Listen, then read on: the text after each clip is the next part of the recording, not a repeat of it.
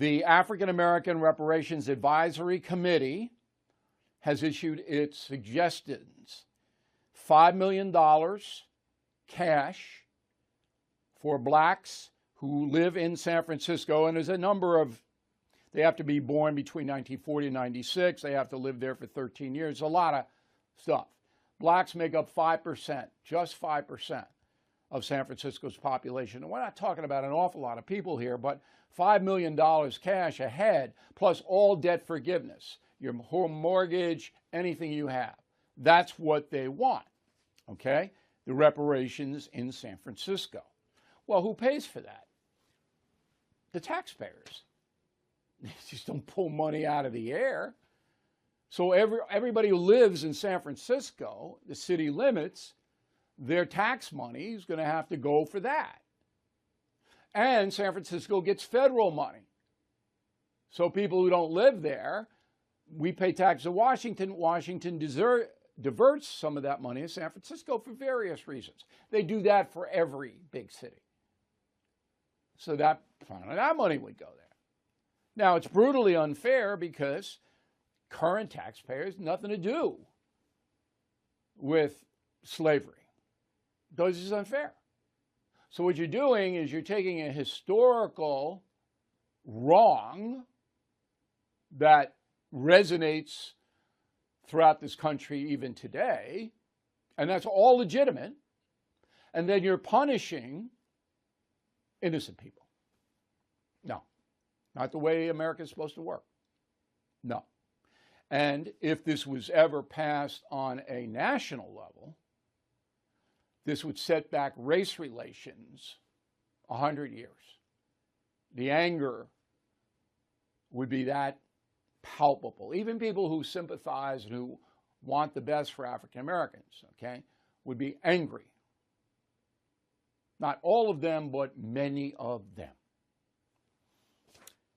So I wanted a guest to address this and a lot of other things on a race level, and who better to do that than Ben Jealous, who is the author of the brand new book, Never Forget, Our People Were Always Free, A Parable of American Healing, just out. I recommend the book.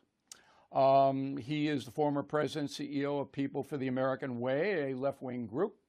You might know it. He is a professor of practice at the University of Pennsylvania, comes to us from Baltimore, Maryland. Before we get into your book, what about the reparations in San Francisco? Would you sign on to that? Now, I don't know enough about it.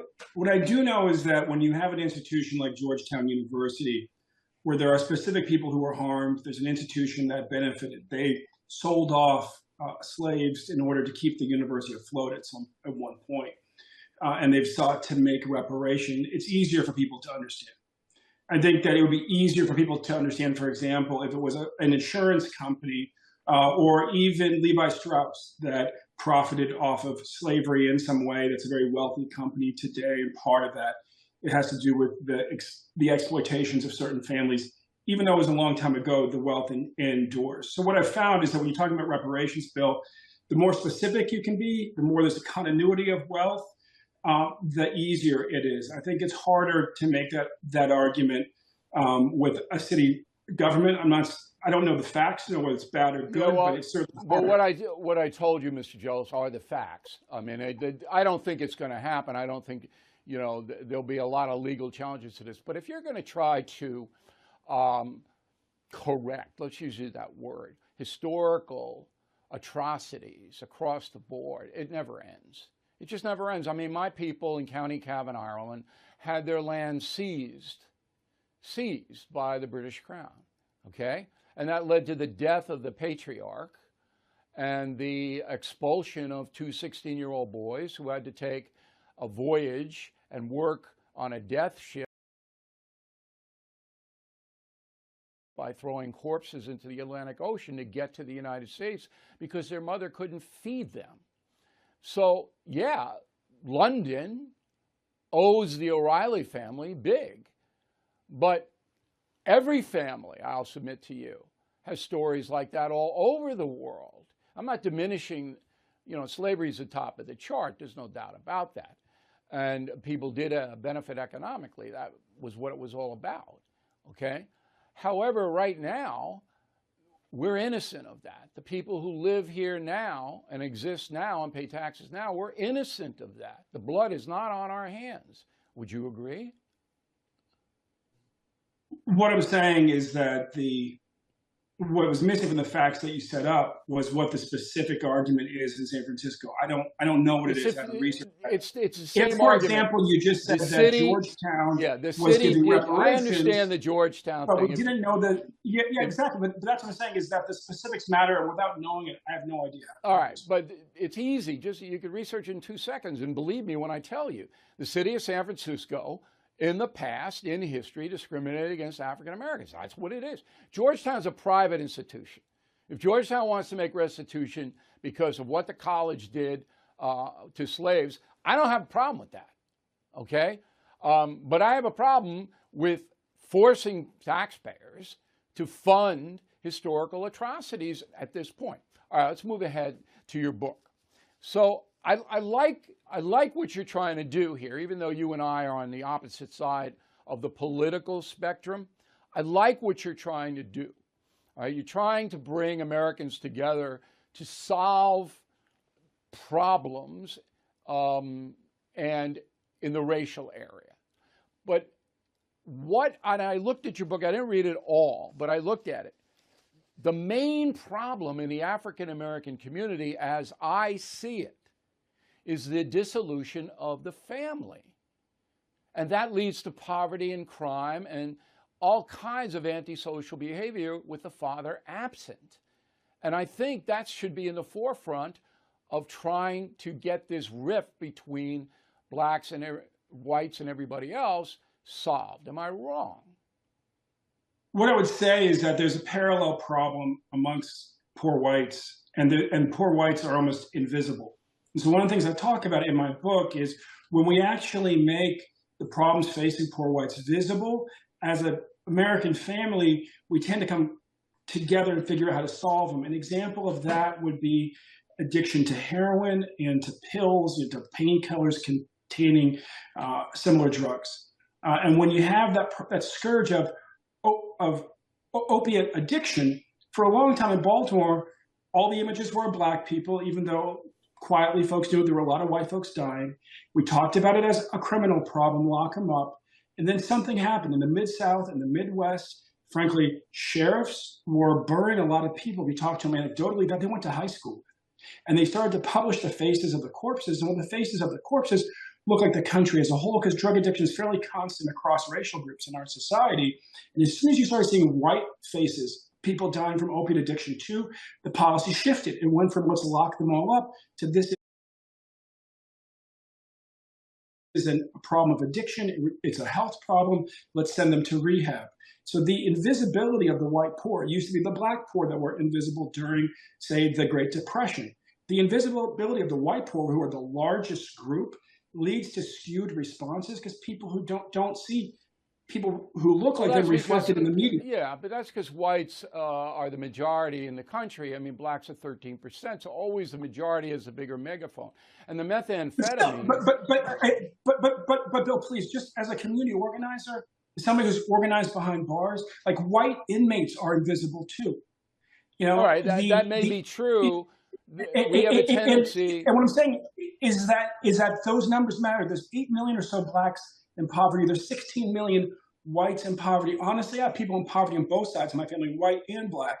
And the invisibility of the white poor constrains, frankly, the political imagination about the problem and therefore the solutions. But there's only so much the government can do about poverty, unless you want to have a socialist system, which is what the far left. I'm a venture capitalist by trade. Right, like what I do is I grow companies. I've done that for 8 years. Me and Mitch K. Ford. But then you know, poverty is driven by behavior.